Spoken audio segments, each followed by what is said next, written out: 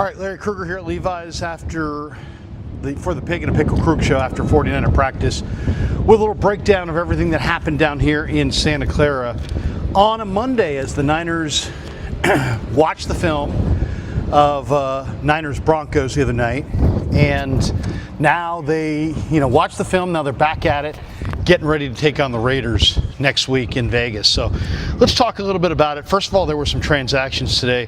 Niners signed defensive end Trevis Gipson. Gipson, I believe, played at Tulsa, was with the Bears. Interesting guy, defensive end with a lot of size, good pass rusher, can kind of play inside, outside, big enough to kind of play inside, in like a NASCAR package. He can play outside, he can play inside, he's versatile, he can rush the passer.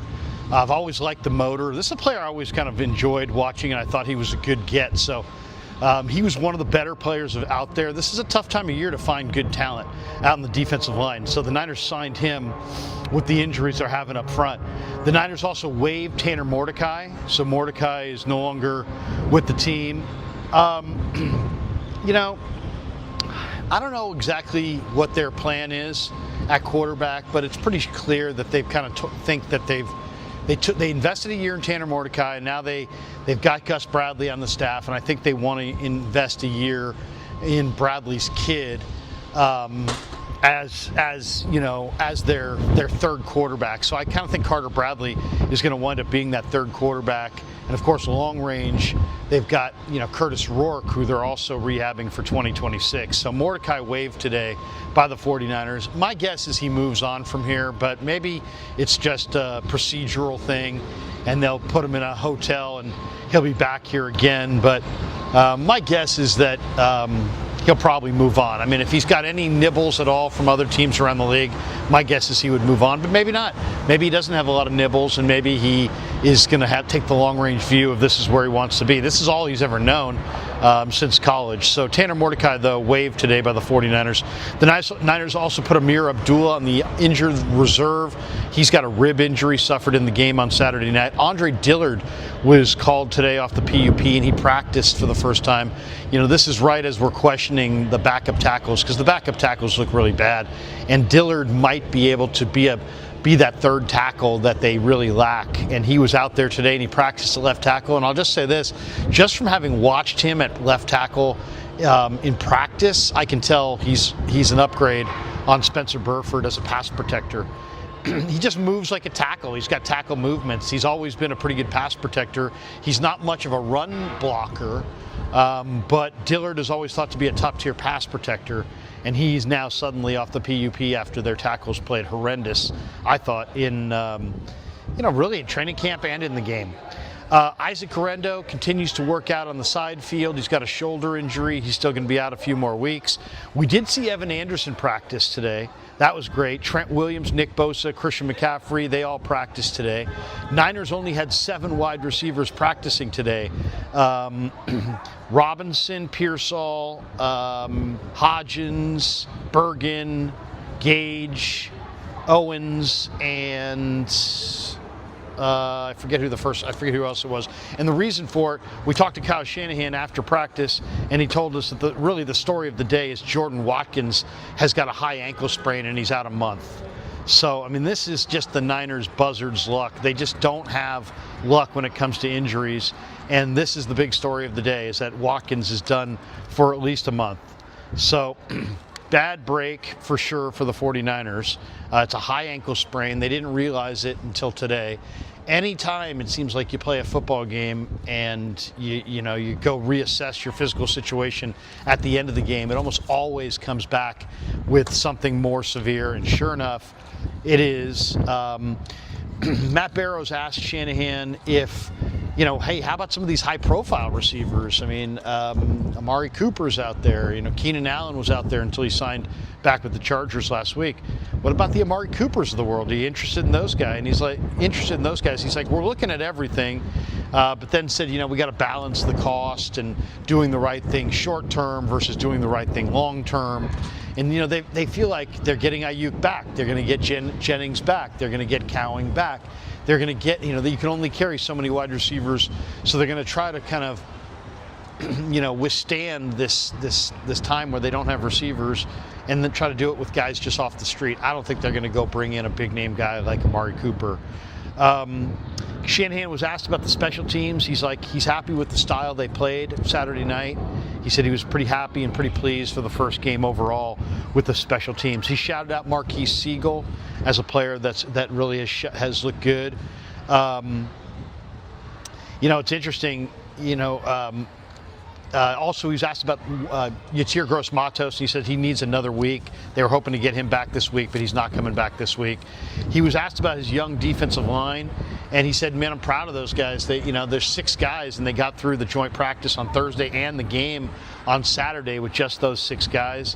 He said that Junior Bergen was a pleasant surprise at wide receiver.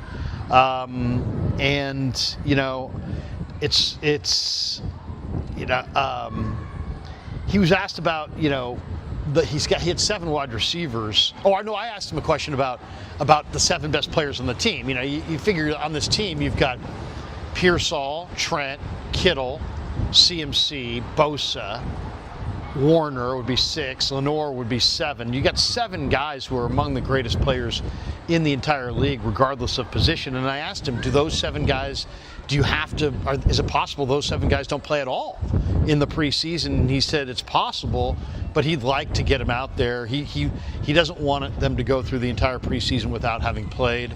And he said that there's a chance that those guys, he said they may play at some point in the preseason. He was asked about Juwan Jennings' calf injury, and he said, he's out, but they don't think it's too serious. So I thought that was kind of an interesting answer. It must not be too serious because he doesn't seem like he's rehabbing it here at the facility or on the sidelines. He was asked about the Raiders practices. They're going to practice with the Raiders in Vegas before that game Saturday, and he said that he'll talk to Pete Carroll later this week, but that the Niners staff has already kind of contacted the Raiders staff about what that practice potentially could look like.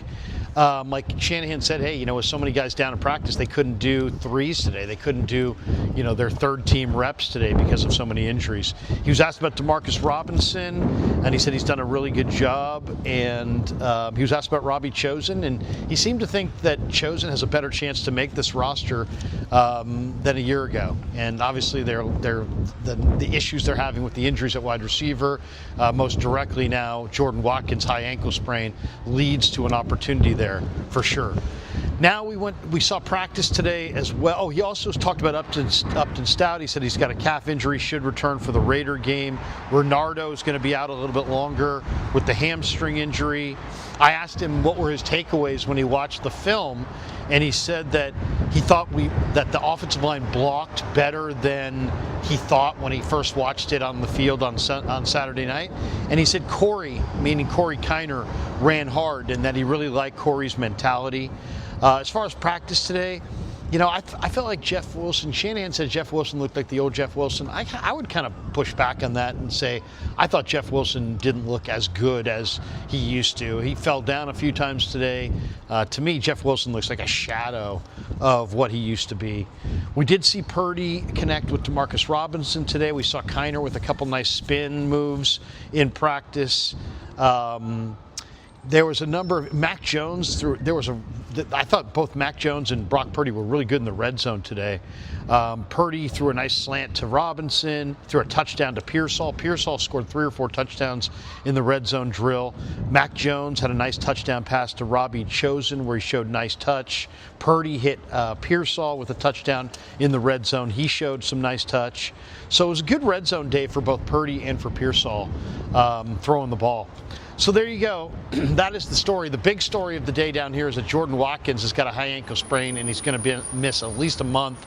And the Niners are looking at any and all options, but didn't sound overly enthused when we're pressed on Amari Cooper. The 49ers at one point in the ones today, their D-line, I thought that was kind of interesting. That at one point they had their first team D-line out there and they had Bosa and Huff, and then they had Evan Anderson and Collins. And it's like that's an interesting line. Collins and Evan Anderson are really stout against the run, and obviously Bosa and Huff are their best pass rushers. And I'm kind of wondering if that's going to be, if that's their first and second down line, or if that's going to be their their third down line. Way to go, bro. Fans leaving the practice, guy wearing a Purdy jersey said Krug. All right, guys, that's going to do it for us. Thanks to Pig and a Pickle for being the title sponsor of the Krug Show. Thanks to Clawdaddy Arcades and Sharp Corners. Links are in the description for all of our sponsors. Check me out tonight on the KMBR YouTube channel from 6 until 7. And that's going to do it for us from Santa Clara for the Krug Show on YouTube.